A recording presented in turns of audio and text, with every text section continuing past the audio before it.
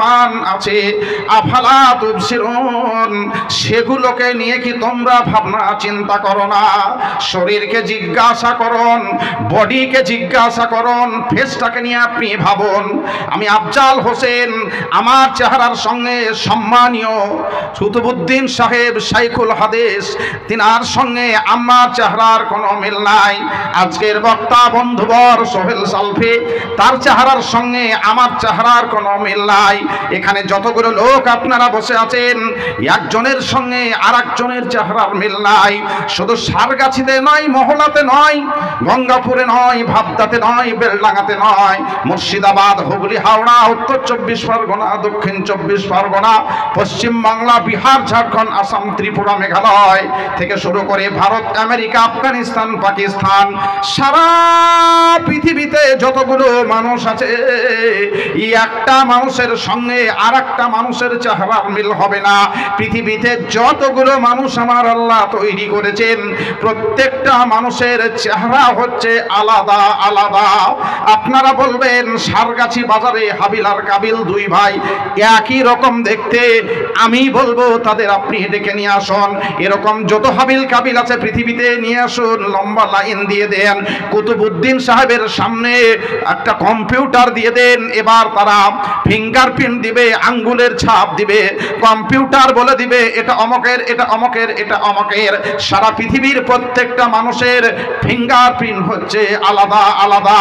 আল্লাহ বলছেন, আল্লাহ রাব্বুল আলামিন বলছেন, ওয়াফি আনফুসিকুম আফালা তুবসিরুন, কে তুমি খুঁজিছো স্রষ্টারে ভাই আকাশ পাতাল জুড়ে, কে তুমি খুঁজিছো বনে জঙ্গলে, কে তুমি পাহাড় চূড়ে। হাই ঋষি দরবেশ, বুকের মানিকে বুকে রেখে তুমি খুঁজিছ দেশ দেশ। ইচ্ছা অন্ধ আঁখি খোলো, দেখো দর্পণে নিজে কায়া, দেখিবে তোমার অবয়বে পড়েছে তাহার ছায়া। সকলের মাঝে প্রকাশ তাহার, সকলের মাঝে তিনি, আমাকে দেখিয়া আমার অদেখা জন্মদাতারে চিনি। আমি বলতে চাচ্ছিলাম মানব স্রষ্টা, মানব সৃষ্টিকে মানব স্রষ্টা একমাত্র আল্লাহ রাব্বুল আলামিন। আল্লাহ বলছেন, তুমি তোমার শরীরের দিকে তাকিয়ে দেখো কোথা থেকে তুমি এসেছো। এখানে যতগুলো লোক বসে আছেন আপনারা নিজেকে জিজ্ঞাসা করুন তো, পৃথিবীর কোন কারখানা থেকে আপনি এসেছেন? এতগুলো মোবাইল 10টার আশেপাশে মোবাইলগুলো লাইভ চলছে, এগুলোর একটা কারখানা আছে, কারিগরও আছে। এই দেখেন এখানে মিষ্টির কারিগর বসে আছেন ইসরাফিল সাহেব, এত সুন্দর মিষ্টি ওনার হাতে খেলে জান জুড়িয়ে যাবে। সে যখন আপনার সলেরাঙ্গা মাদ্রাসায় পড়তাম, ইমানি মোল্লা সাহেব পেছন দিকে আমার বসা, উনি আমার শিক্ষক। আমি যখন আদনা জামাতে পড়ি, বয়স যখন 11, আমি 5 বছরের ছাত্র সলেরাঙ্গার, তো তখন থেকে ওনার দোকানে আমরা কাস্টমার। বলতে চাচ্ছিলাম কারিগর উনি, একটা মিষ্টির কারিগর উনি। তো লাইটের কারিগর আছে, কারখানা আছে, ঘড়ির কারিগর আছে, কারখানা আছে, মাইকের কারিগর আছে, কারখানা আছে। যুক্তির ক্ষেত্রে মেনে নিন, মাইকের কারিগর এবং কারখানা আছে দিল্লিতে, লাইটের কারিগর এবং কারখানা আছে মুম্বাইয়ে, ঘড়ির কারিগর এবং কারখানা আছে কলকাতার মাটিতে। ওগো ভাই, ওগো বন্ধু, ওগো বোন, ওগো মা, আমি আপনাদের জিজ্ঞাসা করি, এবার আপনারা বলুন, ঘড়ি, মাইক, লাইটের যারা কারিগর, তাদের কারিগরকে, ইসরাফিল সাহেব মিষ্টির কারিগর, মানুষের কারিগরকে আপনি বলুন। লাইট, ঘড়ি, মাইকের কারখানা দিল্লি, মুম্বাই আছে, মানুষ তৈরির কারখানা কোথায় আছে? এবার আপনি আমাকে বলুন। সারা জীবন যদি খুঁজে খুঁজে বেড়ান, সারা পৃথিবীতে কোথাও মানুষ তৈরির কারখানা খুঁজে বের করতে পারবেন না। মালদা জেলার ছোট্ট বক্তা মনিরউদ্দিনকে দেখেছেন, চলুন ঘাড়ে করে সুদূর আমেরিকা চলে যায়, চীনে চলে যায়, আর তাদেরকে গিয়ে বলি প্রযুক্তির দিক দিয়ে আপনারা অনেকটা আগে আছেন, মনিরউদ্দিনকে 6 ফুট বানিয়ে দেন, তারা বলবেন কোনো মতেই আমাদের সম্ভব নয়, কেননা মানুষ তৈরির কারখানা আমাদের কাছে নাই। সারা পৃথিবীর বিজ্ঞান জগৎ যদি এক জায়গা হন, মানুষ তৈরি তো দূরের কথা, একটা মাছির অরিজিনাল ডানা তৈরি করে দেখাতে পারবে না। যিনি মানুষ তৈরির কারিগর আল্লাহ রাব্বুল আলামিন বিজ্ঞানময় ভাষায় তিনি সূরা আল ইমরানের 6 নম্বর আয়াতে ঘোষণা করছেন, হুয়াল্লাযী ইউসাব্বিরুকুম ফিল আরহাম কাইফা ইয়াশা। তিনি আল্লাহ পাক ইউসাব্বিরুকুম তোমাদেরকে তৈরি করেন ফিল আরহাম মায়ের পেট কারখানাতে। এই আয়াত প্রমাণ করছে আল্লাহ মানুষ তৈরির কারিগর, মায়ের পেটটা হচ্ছে কারখানা। আল্লাহ বলছেন মায়ের পেট কারখানাতে আমি আল্লাহ পাক তোমাদেরকে তৈরি করি। কাইফা ইয়াশা, যাকে যেমন করে খুশি তাকে তেমন করে আমি আল্লাহ পাক তৈরি করি। কাউকে সুশ্রী করে, কাউকে কুশ্রী করে, কাউকে পূর্ণাঙ্গ করে, কাউকে বিকলাঙ্গ করে, কাউকে নর করে, কাউকে নারী করে পৃথিবীতে আমি আল্লাহ পাক তোমাদেরকে পাঠাই। মানব স্রষ্টা আল্লাহ মায়ের কোন পেট কারখানা থেকে যদি পর পর পর পর 3টে মেয়ে নিয়ে আসার ইচ্ছা করেন, 2টো মেয়ে নিয়ে আসার ইচ্ছা করেন, 5টা মেয়ে নিয়ে আসার ইচ্ছা করেন, সারা পৃথিবীর কোনো মডার্ন টেকনোলজি নাই মায়ের পেট থেকে একটা পুত্র সন্তান নিয়ে এসে দেখিয়ে দিতে পারে। আবার আল্লাহ যদি কোনো মাকে সন্তান না দেন, আপনার এই সারগাছিতে হয়তো কোটি কোটি টাকার মালিক, 1000 কোটি টাকার মালিক আছে, কোন মায়ের হয়তো একটা ন্যাংরা খোঁড়া সন্তানও নাই। আল্লাহ বলছেন সূরার 49 এবং 50 নম্বর আয়াতে, ইয়াহাবু লিমান ইয়াশাউ ইনাসাও ওয়া ইয়াহাবু লিমান ইয়াশাউ যুকুর আও ইউযাওযিজুহুম যুকরানা ওয়া ইনাসা ওয়া ইয়াজআলু মান ইয়াশাউ আকিমা।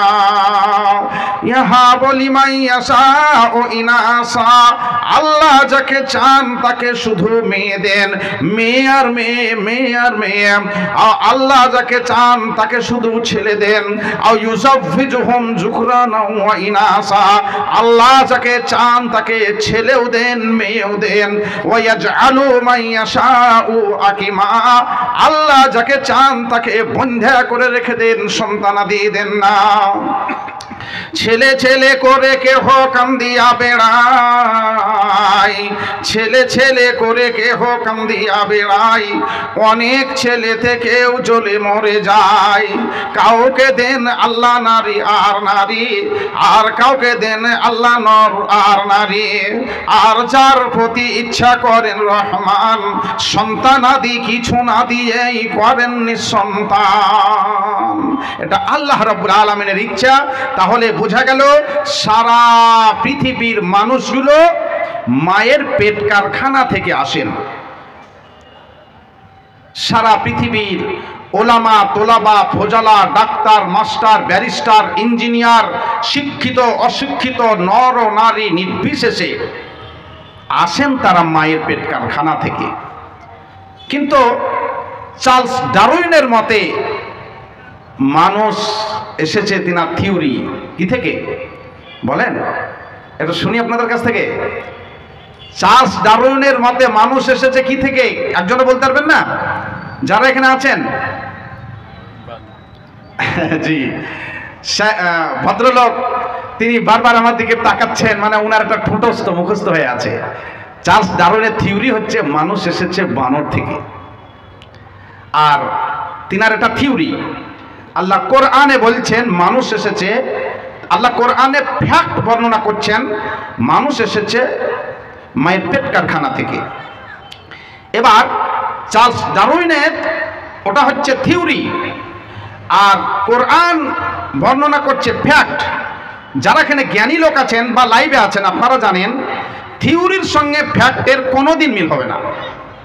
অতএব আল্লাহ কোরআনে ফ্যাক্ট বর্ণনা করছেন কিভাবে আমি তোমাদেরকে নিয়ে এলাম। আমি 9টায় শেষ করব, অবশ্য সময় খুব কম আছে, আরো অনেক বক্তাও আছে, আমি 9টাতে ছেড়ে দেবো। আমি এইটুকু বলেনি, আল্লাহ কোরআনে ফ্যাক্ট বর্ণনা করছেন কিভাবে তিনি পৃথিবীবাসীকে নিয়ে এলেন দুনিয়ায়। হাল আতা আলাল ইনসানি হিনুম মিনাদ দাহরি লাম ইয়াকুন শাইআম মাযকুরা। সূরা দাহরের 1 নম্বর আয়াতে আল্লাহ তাআলা বলছেন, পৃথিবীবাসীর কি এমন একটা সময় এসেছিল না যে সময় তার নাম ছিল না, নিশানা ছিল না, বংশের পরিচয় ছিল না, তাকে কেউ চিনত না, তাকে কেউ জানতো না। ডক্টর জাকির নায়েক হিসাবে, কাবা শরীফের ইমাম আব্দুর রহমান সুদাইস হিসাবে, সম্মানীয় আব্দুল্লাহ সালাফি সাহেব হিসাবে, বন্ধুবার আনোয়ারুল হক ফাইজি হিসাবে, সম্মানীয় শেখ কুতুবউদ্দিন সাহেব হিসাবে, রাষ্ট্রপতি হিসাবে, প্রধানমন্ত্রী হিসাবে, রাস্তার পথের ঝাড়ুদার হিসাবে কেউ কাউকে কোনোদিন কাউকে চিনত না। মানুষের এমন একটা সময় ছিল তার কোনো অস্তিত্ব ছিল না। আল্লাহ বলছেন পৃথিবীবাসী কেমন নিয়ে এলাম শোনো। সূরা হজের 5 নম্বর আয়াতে আল্লাহ বলছেন, ফাইন্না খলাকনাকুম মিন তুরাবিন সুম্মা মিন নুতফাতিন সুম্মা মিন আলাকাতিন সুম্মা মিন মুযগাতিন মুখাল্লাকাতিন ওয়া গায়রি মুখাল্লাকাতিন লিনুবাইয়িনা লাকুম।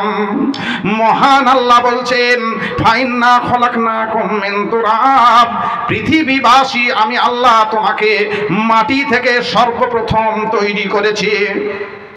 যেমনটি মাটি থেকে খাদ্য উৎপন্ন হয়, খাবার উৎপন্ন হয়, আপেল হয়, কলা হয়, নাশপাতি হয়, ধান হয়, গম হয়, বিভিন্ন ফসল জমি থেকে মাটি থেকে উৎপন্ন হয়।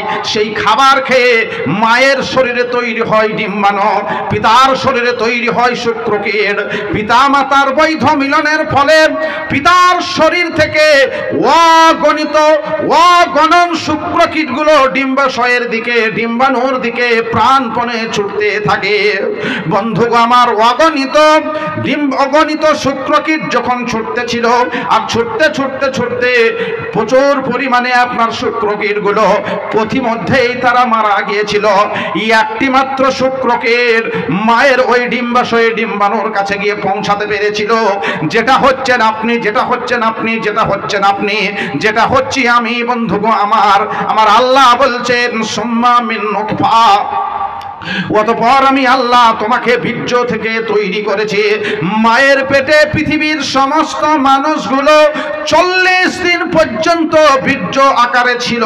আল্লাহ কোরআনে বলছেন, সুম্মা মিন আলাকা, অতঃপর আমি আল্লাহ তোমাকে তৈরি করেছি আলাকা থেকে, রক্তপিণ্ড থেকে, ব্লাস্টোসিস থেকে, জোকের মতো করে দ্বিতীয় 40 দিনে আমি আল্লাহ পাক তোমাকে মায়ের পেটে রেখেছি। আল্লাহ বলছেন, সুম্মা মিন মুযগা, অতঃপর তৃতীয় 40 দিনে মায়ের পেটে আমি তোমাকে মাংসের গোটা করে রেখেছি। সারা পৃথিবীর সমস্ত মানুষগুলো মায়ের পেট কারখানাতে মাংসের গোটা সে অবস্থায়। ওগো মাস্টার মহাশয়, ওগো ডক্টর মহাশয়, ওগো কোরআনের, ওগো ইলমে ফাসাহাতের পণ্ডিত, ওগো কোরআনের পণ্ডিত, ওগো হাদিসের পণ্ডিত, ওগো ইলমে ফাসাহাত, ইলমে বালাগাত, ইলমে কোরআন, ইলমে হাদিস, ইলমে মান্তিকের অগাধ পণ্ডিত মহাশয়, আমরা সেদিন সকলেই মায়ের পেটে মাংসের গোটা ছিলাম। আপনারা বলুন, ওই মাংসের গোটা থেকে কে কাবা শরীফের ইমাম আব্দুর রহমান সুদাইস সাহেবকে বানালেন? বলুন বলুন, পৃথিবীর মানুষগুলোকে মাংসের গোটা থেকে কে বানালেন? আপনার এই সুন্দর বডিখানা কে বানালেন? পৃথিবীর কোন চিকিৎসকের পক্ষে, চিকিৎসা বিজ্ঞানের পক্ষে সম্ভব নয়। সূরা মুমিনুনের 14 নম্বর আয়াতে আমার আল্লাহ বলছেন, ফাখলাকনাল মুযগাতা ইজামা ফাকাসাউনাল ইজামা লাহমা। বান্দারে, ওই মাংসের গোটাকে আমি আল্লাহ হাড়ে রূপান্তরিত করি, আর ওই হাড়কে মাংস দিয়ে আমি ঢেকে দিই, অর্থাৎ সুন্দর করে হাড় দিয়ে, চামড়া দিয়ে, মাংস দিয়ে, ছেড়ে দিয়ে আপনার আমার এই সুন্দর বডিখানা আমার আল্লাহ পাক তিনি মায়ের পেটে বানালেন। অনেক কথা আছে আর অনেক বক্তা সাহেব আছেন, আমি সময় নষ্ট করতে চাচ্ছি না, আমি খুব তাড়াহুড়ো করে আমি আমার বক্তব্যকে আগে নিয়ে যেতে চাচ্ছি। পৃথিবীর সমস্ত মানুষ এ পৃথিবীতে আসার আগে মায়ের পেট কারখানায় বুখারী, মুসলিম, মিশকাতের 82 নম্বর হাদিসের মানে ইবারাত অনুযায়ী যখন 120 দিন তার বয়স, মায়ের পেটে বাচ্চার যখন 120 দিন, 43 120 দিন বয়স, তখন আল্লাহ রাসূল সাল্লাল্লাহু আলাইহি ওয়াসাল্লাম বলছেন, হাদিসটা বুখারীতে আছে, মুসলিমে আছে, মিশকাতের 82 নম্বরে আছে, সুম্মা ইয়াবআসুল্লাহু ইলাইহি মালাকান বিআরবা'i কালিমা ফায়াকতুবু আমালাহু ওয়া আজালাহু ওয়া রিজকাহু ওয়া সাকিয়ুন আও সাঈদুন সুম্মা ইউনফাকু ফীহি রূহ। মহান আল্লাহ রাব্বুল আলামিনের নবী বিশ্ব নবী সাল্লাল্লাহু আলাইহি ওয়াসাল্লাম বলছেন, মায়ের পেট কারখানায় বাচ্চার যখন 120 দিন বয়স হয়ে যায়, আল্লাহ পাক একটা ফেরেশতা তখন পাঠিয়ে দেন বিআরবা'i কালিমা, 4টা বিষয় নিয়ে ফেরেশতাকে আল্লাহ পাঠান। 1 নম্বর আমালাহু, পৃথিবীতে গিয়ে কি তার আমল হবে, কি কর্ম করবে, কি কাজ করবে, মায়ের পেটে বাচ্চার শরীরে ফাইল তৈরি করে দেওয়া হয়। ওয়াজালাহু, মায়ের পেটে বয়সটাকে লিখে দেওয়া হয়। রূহ দেওয়ার আগে, প্রাণ দেওয়ার আগে, প্রাণ পাখি বাচ্চার ভিতরে দেওয়ার আগেই লিখে দেওয়া হয় নিয়ে না হবে কখন। হয়তো বুঝাতে পারলাম না, বাচ্চার শরীরে প্রাণ পাখি আত্মা দেওয়ার আগেই বাচ্চার শরীরে লিখা দেওয়া হয়, ভাগ্যনামা রেডি করা হয়। এই যে রূহ এখন দেওয়া হবে, নেওয়া হবে কখন, মারা যাবে কখন, কোথায় মারা যাবে, কিসে মারা যাবে, কেমন করে মারা যাবে, কোথায় তার মাটি হবে। পৃথিবী তৈরি হওয়ার 50,000 বছর আগে যেটা লেখা হয়েছিল, ফেরেশতা মারফতে মায়ের পেটে আল্লাহ পাক ফেরেশতাদেরকে দিয়ে, ফেরেশতাকে দিয়ে এই ফাইলটা তিনি তৈরি করেন। আল্লাহ রাসূল বলছেন, ওয়া আজালাহু, মায়ের পেটে তার বয়স লিখে দেওয়া হয়, আর কিসে কিভাবে মৃত্যু হবে সেটা লিখে দেওয়া হয়। ওয়া রিজকাহু, তার রুজি রুটি লিখে দেওয়া হয়, কি খাবে, কোথায় পড়বে, কোথায় যাবে। আমার মতো একটা হতভাগা মানুষ, আমাদের পশ্চিম বাংলার সুবিখ্যাত মানুষ, বেশি কথা বলা নিষেধ আছে, হাদিসে সুনাম করা, তাই বেশি কথা বলতে পারছি না। সম্মানীয় কুতুবউদ্দিন সাহেবের গ্রামেও আমার মতো নগণ্য মানুষটা যাওয়ার সুযোগ হয়েছে। তিনার গ্রামে গিয়ে যে আমি কিছু খাবো, আজকে এখানে এসে যে আমি কিছু খাবো, এই খাওয়াটা মায়ের পেটেই ফাইল তৈরি করা ছিল। 23 তারিখে গিয়ে আফজাল হোসেন সেখানে খাওয়া দাওয়া করবে, আপনারা এখানে আসবেন, খাওয়া দাওয়া করবেন, এটা পূর্ব নির্ধারিত। আল্লাহর রাসূল বলছেন, ওয়া রিজকাহু, তার রুজি রুটিটাকে মায়ের পেটেই ফাইসালা করে দেওয়া হয়। ওয়া সাকিয়ুন আও সাঈদুন, সে লোকটা ভালো হবে না মন্দ হবে সেটাও মায়ের পেটে ফাইল তৈরি করা হয়। সুম্মা ইউনফাকু ফীহির রূহ, অতঃপর ওই 120 দিনের বাচ্চার শরীরের ভিতরে রূহটাকে দিয়ে দেওয়া হয়, প্রাণ দেওয়া হয়, মানব আত্মা যেটা বলি, ওই আত্মাটাকে বাচ্চার শরীরে দিয়ে দেওয়া হয় ফেরেশতা মারফতে। বাচ্চার ভিতরে যখন রূহ আছে, প্রাণ পাখি আছে, মায়ের পেটটা কাটা হয় না, ফাড়া হয় না, চেরা হয় না। মহান আল্লাহ তেনার সৃষ্টি কৌশলের মাধ্যমে ইউনফাকু ফীহির রূহ, ফেরেশতাকে দিয়েছে প্রাণ, তিনি পৌঁছে দেন। বন্ধু আমার, বাচ্চা প্রাণ পেল, বাচ্চা বলছে খাবো, খেতে দাও, ক্ষুধা পেয়েছে। পৃথিবীর কোনো খাদ্যমন্ত্রী বাচ্চাকে খাবার পৌঁছাতে পারে না। আমার আল্লাহ পাক মায়ের শরীরের মিন্সটাকে রিফাইন করে মায়ের নাড়ি দিয়ে নিয়েছে বাচ্চার নাড়িকে, আর মায়ের নাড়িকে এক জায়গা করে দিয়ে নাড়ির সাহায্যে আল্লাহ পাক বাচ্চাকে খাবার খেতে দেন। পৃথিবীর সমস্ত মানুষগুলোকে আল্লাহ রব্বুল আলামিন একই নিয়মে খাবার খাইয়েছেন মায়ের পেটে। বাচ্চা যখন মায়ের পেট থেকে আসে, ডক্টরদের জিজ্ঞাসা করবেন, নার্সদের জিজ্ঞাসা করবেন, বন্ধুগো আমার, মায়ের নাড়ি আর বাচ্চার নাড়ি এক জায়গা থাকে, কাঁচি দিয়ে সেটাকে আপনার ডিসকানেক্ট করা হয়, কেটে দেওয়া হয়। মায়ের পেট থেকে যখন বাচ্চা আসে, আমার আল্লাহ বলছেন, আল্লাহু আখরাজাকুম মিন বুতুনি উম্মাহাতিকুম লা তা'লামুনা শাইআ। সূরা নাহলের 78 নম্বর আয়াতে আমার আল্লাহ পাক ঘোষণা করছেন, এমন অবস্থায় আমি আল্লাহ তোমাকে মায়ের পেট থেকে নিয়ে এলাম, লা তা'লামুনা শাইআ, কোনো কিছুই তোমার জানা ছিল না। রক্তে পড়ে ট্যা ট্যা কোহা কোহা করে তুমি কান্না করেছো। জনম দুঃখিনী মা, মায়ের অন্তরে আল্লাহ এত সুন্দর মহাব্বতের টাওয়ার তিনি বসিয়ে দিয়েছেন। বাচ্চা যখন ট্যা ট্যা করে কান্না করেছে, মা বলেছেন আমার বুকের মানিক আমার বুকে নিয়ে এসে দাও। মা কাটা কবুতরের মতো লাফাঝাপা করেছেন, সারা শরীরে ব্যথা। যখন বাচ্চাকে নিয়ে এসে মায়ের বুকে দেওয়া হয়, মা বাচ্চাকে বুকে জড়িয়ে ধরে নিয়ে কয়েক সেকেন্ডের ভিতরে 10 মাস 10 দিনের ব্যথা মা তখন ভুলে যান। প্রশংসা কি করিব আমি মাতা ও পিতার, যাদের জন্য দেখিয়াছি মুখ দুনিয়ার। হাই রে প্রসব কালে ব্যথা জননীর, যে ব্যথাই ঘুম নাই চোখে পড়শির। বাঁচিবারও আশা নাই হাই হাই হাই, প্রসব হইল ছেলে এমন সময়। উঠিতে না পারে মুখে না সরে জবান, ইশারাতে বলে ছেলে আমার কাছে আনো। যখন আনিয়া ছেলে মায়ের কাছে দিল, হাই রে দরদি মাতা বুকে ধরে নিল। মনে মনে বলে ওরে টুকরো কলিজার, সব দুঃখ ভুলি মুখ দেখিয়া তোমার। এত দুঃখ সহ্য করে যে মাতা তোমার, কি দিয়ে শুধিবে ঋণ বলো গো তাহার। মহান আল্লাহ রাব্বুল আলামিন তিনি হচ্ছেন মানব স্রষ্টা। এখানে 45 মিনিটের কথা আমি রাখলাম। আল্লাহ রাব্বুল আলামিন মানব স্রষ্টা, তার আমাদের ইবাদত করতে হবে এ কথার উপর আমি আলোচনা করছিলাম। আয়াত পেশ করেছি সূরা বাকারার 21 নম্বর আয়াত।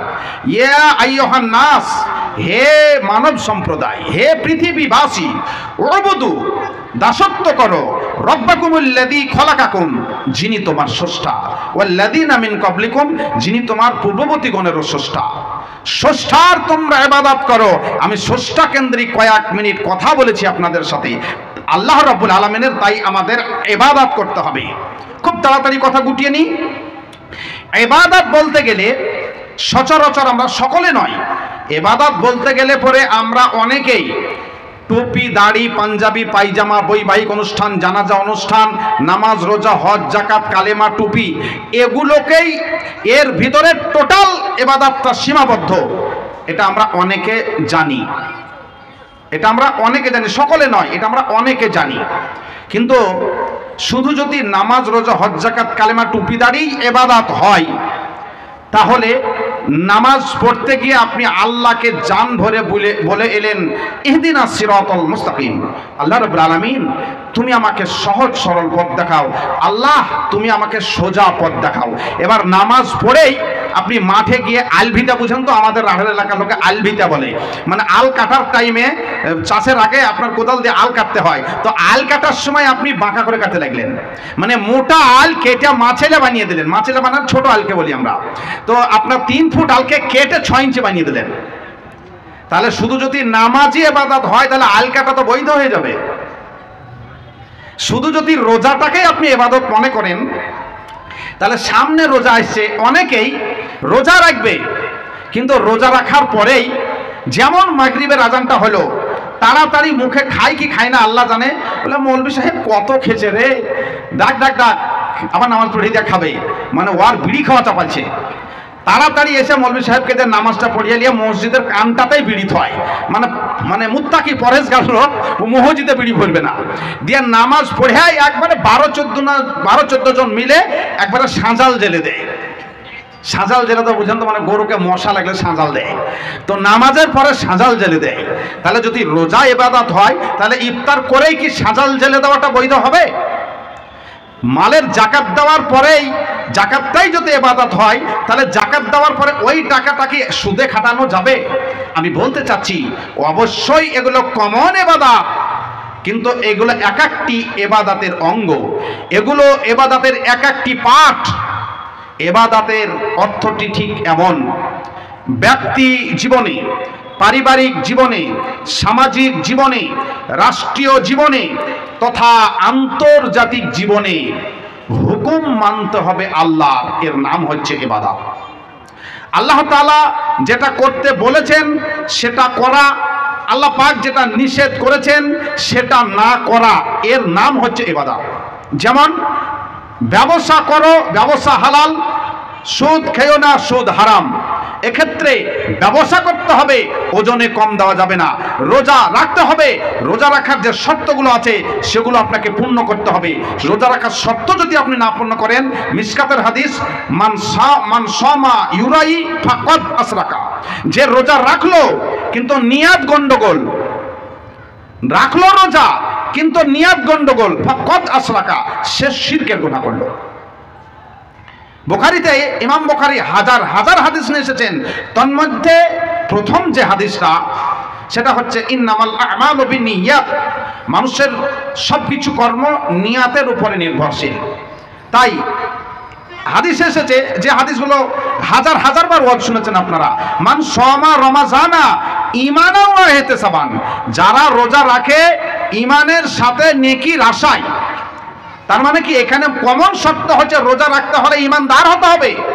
ইয়া আইয়ুহাল্লাযীনা আমানু কুতিবা আলাইকুমুস সিয়াম, হে মুমিনগণ তোমাদের উপরে সিয়াম ফরজ। তাহলে সিয়াম রাখার আগে আপনাকে ঈমান রাখতে হবে। ভাই আমার বন্ধুরা, এই বিষয়ে আমার কিন্তু বক্তব্য নয়, আমি বলতে চাচ্ছিলাম মহান স্রষ্টা তিনার আমাদেরকে ইবাদত করতে হবে। ইবাদত বলতে গেলে পরে আপনি একটা পা সামনে বাড়াতে গেলে আপনাকে রুটিন ফলো করতে হবে। আল্লাহর রাসূল কিভাবে আপনাকে পা বাড়াতে বলেছেন, মানে পা বাড়ার কথা। হ্যাঁ, আল্লাহর রাসূল পায়খানা ফিরা শিখিয়েছেন। আমার বাম পাশে শাইখ সাহেব বসেছেন, জিজ্ঞাসা করবেন, পায়খানা ফিরার নিয়ম আল্লাহ রাসূল শিখিয়েছেন আমাদেরকে।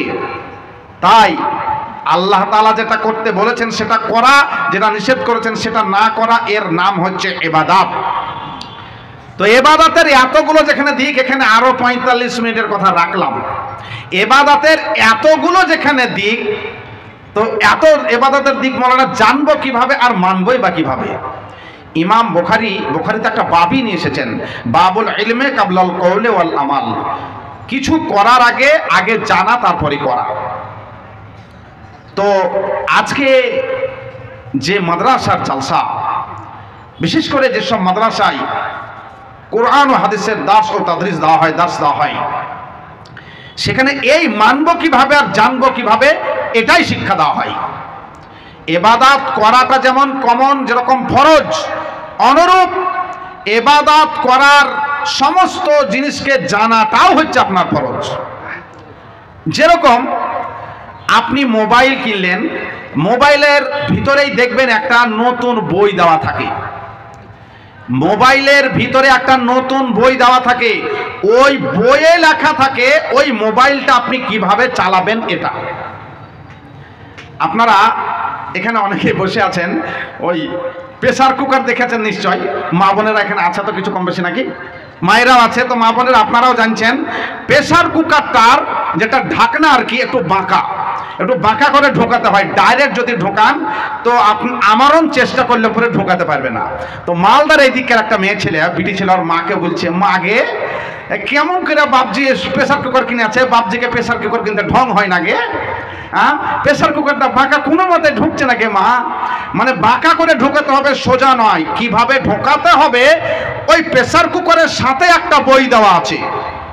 এখানে যতগুলো মোবাইল আছে আলাদা আলাদা কোম্পানি, প্রত্যেকটা কোম্পানি একটা একটা করে বই দিয়েছে কিভাবে চালাতে হবে। বাড়িতে 90% লোকের বাড়িতে ফ্রিজ আছে, সাথে বই আছে কিভাবে চালাতে হবে। আল্লাহ রাব্বুল আলামিন পৃথিবীর শ্রেষ্ঠ কম্পিউটার মানব সম্প্রদায় ইনাদেরকে তিনি বানালেন, আর এই প্রোডাক্টের সঙ্গে একখানা বই দিলেন, যেটা হচ্ছে কোরআনুল কারীম, যেটা হচ্ছে কোরআন মাজিদ। মানব সম্প্রদায়ের সঙ্গে এই বই তিনি দিলেন। আল্লাহ রাব্বুল আলামিন বলেন সূরা ইব্রাহিম আয়াত নম্বর 1, কিতাবুন আনজালনাহু ইলাইকা লিতুখরিজান নাসা মিনাজ যুলুমাতি ইলান নূর। নবী গো, আমি আপনার নিকটে একখানা কিতাব দিলাম, গাইড বুক দিলাম, গাইডলাইন দিলাম, যেই গাইড বুকের মাধ্যমে মানুষদেরকে অন্ধকার থেকে আলোর দিকে আপনি নিয়ে আসতে পারবেন। ফলে মানব সম্প্রদায়ের সঙ্গে গাইড বুক দিয়েছেন আল্লাহ কোরআন। মোবাইলের সাথে, প্রেসার কুকারের সাথে অনুরূপ মানুষের সাথে বই দিয়েছেন কোরআন। এবার আপনি বলুন, এই কোরআনের সঙ্গে সম্পর্ক আপনার কতটুকু? কোরআনের সঙ্গে সম্পর্ক যতটুকু, ইবাদতের ভোল্টেজ আপনার উঠবে ততটুকু। একটু আগে মাস্টার সাহেব বলছিলেন যে এমনও বাড়ি গেছি যে বাড়িতে কোরআন দেখছি কোরআনের গায়ে ধুলোরই চাদর পরানো আছে। এমনও বাড়ি আছে যে কোরআন মাজিদ রেখে রেখে কোরআন মাজিদের উপরে মুরগিতে ডিমও পেড়েছে। যে মা কোরআনের উপরে ডিম দিয়ে দিয়েছে রে মা, মানে কোরআন মাজিদের উপরে মুরগিতে ডিম পেড়েছে। হাই জাতি, আজকে আমরা কোথায়? আমি ভালো আছেন ভাই? তা মাদানী সাহেব এসেছেন, এতগুলো ভালো ভালো আলেম থাকতে আমার মতো কমা মানুষটাকে স্টেজে রাখা ঠিক হবে না, আমি পালিয়ে যাব। তো আমি শেষ করতে যাচ্ছি। আমার অনুরোধ যেটা আপনাদের কাছে, সেটি হচ্ছে এই কোরআনী শিক্ষা কেন্দ্র খুলতে চলেছেন এই বারিয়া মাদ্রাসা, যেটিকে পড়ে আমরা আল্লাহ রাব্বুল আলামিনের ইবাদত করা শিখতে পারবো। এই শিক্ষা প্রতিষ্ঠানের এটাই হচ্ছে মূল লক্ষ্য। ভাই, এই শিক্ষা প্রতিষ্ঠান চালাতে গেলে আসল যেটা দরকার সেটা হচ্ছে পয়সা। টাকা ছাড়া দুনিয়ার চাকা ঘুরবে না। যে কোনো জায়গায় যাবেন, এখন বহরমপুরে পেশাব ফিরা হচ্ছে 5 টাকা, আর নিউ কোচবিহার যখন আমরা পার করি ফালাকাটা 8 টাকার ওই সাইডে যখন ঢুকে যাই, কালকের চা আজ গরম করে দেয় টেনে, তাও 10 টাকা। বুঝলেন, মানে খাবে। আর মালদা জেলার রুটি তো শেখ মনে আছে আপনার, ওই কাগজের থেকেও পাতলা। বুঝলেন, তো পয়সা লাগবে। আমি এই কথা বলতে চাচ্ছিলাম, মাদ্রাসা চালাতে গেলে পরে আমাদের অর্থের প্রয়োজন আছে। ভাই, আপনাদের কাছে আমি 5-7 মিনিট একটু অনুরোধ করি, মাদান সাহেবের কাছে একটু বেয়াদবি করে 5-7 মিনিট। মাদ্রাসা চালাতে গেলে পরে অর্থের প্রয়োজন আছে, টাকা পয়সার দরকার আছে। আপনাদের কাছে আমার অনুরোধ, যেসব কমিটিগণ, প্রফেসর সাহেবের সঙ্গে একটু উপরে কথা বলছিলাম প্রতিষ্ঠানকে নিয়েই, উনি চরমভাবে আমাদের যেটা গ্রাম বাংলার ভাষায় বলে যে ঘাড়ে জোয়াল নিয়ে টানা, ঘাড় লাগিয়ে, যেটা ওনার প্রয়োজনই নাই। উনি যে জায়গায় কাজ করেন, ওনার জায়গা ঝাড় দেওয়ার লোক আলাদা, বইপত্র লোক আগিয়ে দেওয়ার লোক আলাদা, ওনার হুকুমদারি শোনার লোক একাধিক ওনার কাছে থাকে। সেই মানুষটা এই জায়গাটায় নিজে হাতে ঝাড় দেন। তো কত কিভাবে ঘাড় লাগিয়ে ঠেলাঠেলি করছেন জায়গাটাকে রেডি করব, তাই আরো ওনার যিনারা সঙ্গী আছেন, বডি আছেন, যিনারা সব সুশিক্ষিত মানুষ, তিনারা একটা বড় ভাবনা নিয়ে তিনারা আগাচ্ছেন। আমার অনুরোধ আপনাদের কাছে, প্রতিষ্ঠানের জন্য যারা মাদ্রাসা প্রেমী, মেহেরবানি করে আপনারা 2 হাত ভরে আপনারা অর্থ দিয়ে মাদ্রাসাকে সাহায্য করুন। এটা আপনাদের কাছে আমি অনুরোধ রাখছি, এটা আপনাদের কাছে আমার দাবি। মাদ্রাসা চালাতে গেলে পরে বড় বড় শাইখুল হাদিস যিনারা, তিনাদেরকেও চেক নিয়ে লোকের দরবারে যেতে হয়।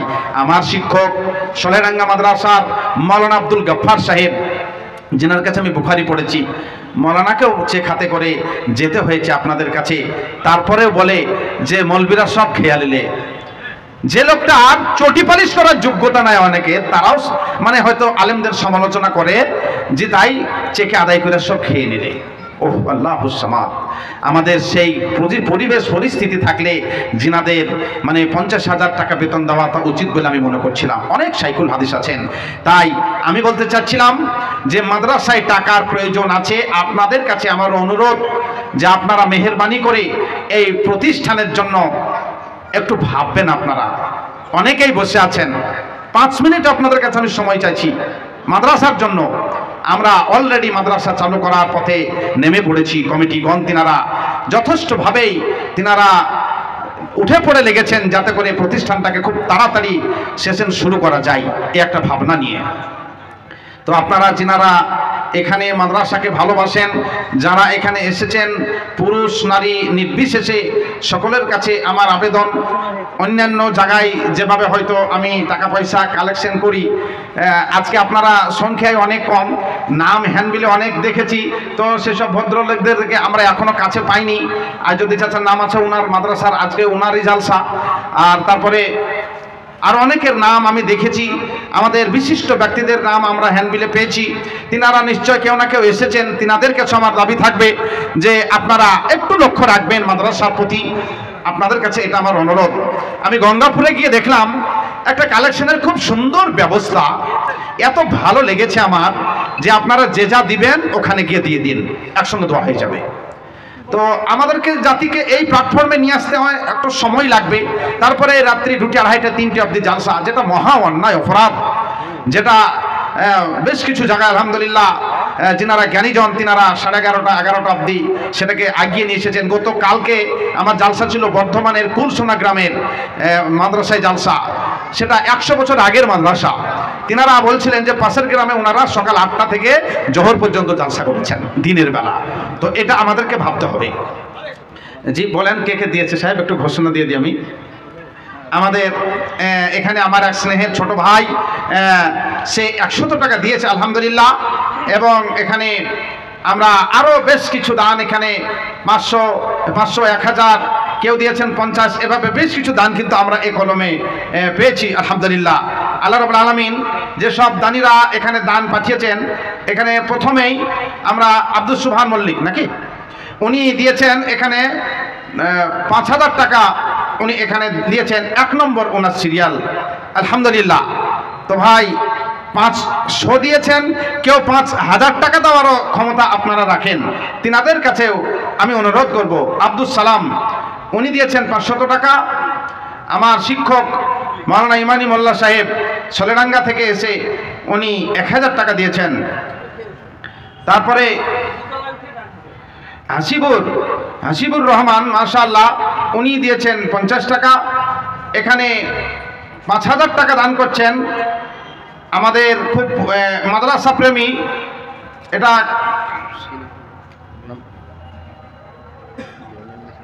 এটা কি হবে জি, কাফি মাস্টার সাহেব মাশাআল্লাহ উনি এখানে 5000 টাকার কথা ঘোষণা করছেন। আমরা দানিদের কাছ থেকে এই দান পেয়েছি, আল্লাহুম্মা সাল্লি আলাই আল্লাহুম্মা বারিক আলাই। আর আরও বেশ কিছু দান 2000 1000 করে আমরা পেয়েছি। আরও একজন দিয়েছেন ইসরাফিল নামে মাশাআল্লাহ, উনি 1000 টাকা। 1-2 করে 500 200 100 দান আমরা পেয়েছি। নাসির শেখ দিয়েছেন 500 টাকা, আব্দুল হাই দিয়েছেন 500 টাকা, এভাবে দান পেয়েছি। তারপরে শেষের দিকে একটি দান মোহাম্মদ আশিক ইকবাল, উনি সারগাছি থেকে 20,000 টাকা ঘোষণা করছেন। জাযাকাল্লাহু খাইরান জাযা ওয়া হাসানাল জাযা, ইয়া হাইয়্যু ইয়া কাইয়্যুম বিরহমাতিকা নাস্তাগীস। আল্লাহ রাব্বুল আলামিন যে আশা উদ্দেশ্য নিয়ে দানিরা দান করেছেন, তিনাদের প্রত্যেকের উদ্দেশ্যকে তুমি সফল করো, পরিবার পরিজনকে তুমি ঈমানে এবং আমানে রাখো। রাব্বুল আলামিন আশিক ইকবাল তিনি মাদ্রাসাকে মনে জায়গা দিয়েছেন, তিনিও 20,000 টাকার কথা ঘোষণা করেছেন। নিশ্চয়ই একটি দিনের উদ্দেশ্য রয়েছে, সেই উদ্দেশ্য নিয়ে 20,000 টাকা দান করছেন। আল্লাহ গো, তিনার উদ্দেশ্যকে তুমি সফল করো। বাড়িতে সব সন্তানাদিরা লেখাপড়া করছে, আল্লাহ রাব্বুল আলামিন তাদের তুমি মুখস্থ বিদ্যা বাড়িয়ে দাও। রব্বিস জিদনি ইলমা, রব্বিস ইশরাহ লি সাদরি ওয়া ইয়াসসির লি আমরি ওয়াহলুল উকদাতাম মিন লিসানি ইয়াফকাহু কাওলি। রব্বানা তাকাব্বাল মিন্না ইন্নাকা আনতাস সামিউল আলিম। আমার মা, আমার বোনেরা, যিনারা আপনারা আড়ালে আছেন, আপনাদের ওখানে চাদর আমরা পাঠিয়ে দিচ্ছি, আপনারা সকলে মিলে একযোগে সেখানে দিয়ে দিবেন, আপনাদের জন্য দোয়া করে দেওয়া হবে। পুরুষ ভাইরা যারা আপনারা সামনে বসে আছেন, আমি চলে যাওয়ার প্রাককালে আপনাদের কাছে আমি অনুরোধ করব, আমার পরে আরো অনেকে আছেন, তিনারাও আপনাদেরকে দোয়া দিবেন। আমাদের এখনো পরপর 3 জন মুকাররিব বক্তা আমাদের হাতে আছেন। আমরা মাদানী সাহেবকে পেয়েছি, খুব গঠনমূলক আলোচনা তিনার কাছ থেকে আমরা উপহার পাই। আজও তিনি এসেছেন। কি নাম আপনার? আচ্ছা, আরো একজন মুখে কথা বলতে খুব অসুবিধা, তিনি 600 টাকা দিয়েছেন মাশাআল্লাহ। জাযাকাল্লাহু খাইরান জাযা ওয়া হাসানাল জাযা। আমি দীর্ঘ সময় কথা বলেছি, আর সময় আমি বাড়াতে চাচ্ছি না। মাদানী সাহেব এসে গেছেন, আমি এখানে আমার বক্তব্য শেষ করছি। আমার দীর্ঘ সময়ে যে কথাবার্তা, আমার যে বক্তব্য, কথার দিক দিয়ে যদি আপনারা কেউ কষ্ট পান, আমার ভাষাগত দিক দিয়ে যদি কিছু ভুল ত্রুটি হয়, ছেলে ভাই বন্ধু হিসেবে ক্ষমার দৃষ্টিতে আপনারা দেখবেন। আমি সব জায়গাতেই এই আবেদনটি করে থাকি। হাদিস ও কোরআনের কিছু ভুল ত্রুটি হলে আপনারা অনেকেই আমার কন্ট্যাক্ট নাম্বার জানেন, একটু ম্যানেজ করে আপনারা আমাকে হোয়াটসঅ্যাপে দিলে, এবারত সহকারে দিলে আমি সেটা অবশ্যই দেখে নেব এবং সেটা আমি নজর বুলিয়ে সেটা সংশোধন করব। আসসালামু আলাইকুম ওয়া রাহমাতুল্লাহি ওয়া বারাকাতুহু। ওয়া আলাইকুম আসসালাম ওয়া রাহমাতুল্লাহি ওয়া বারাকাতুহু।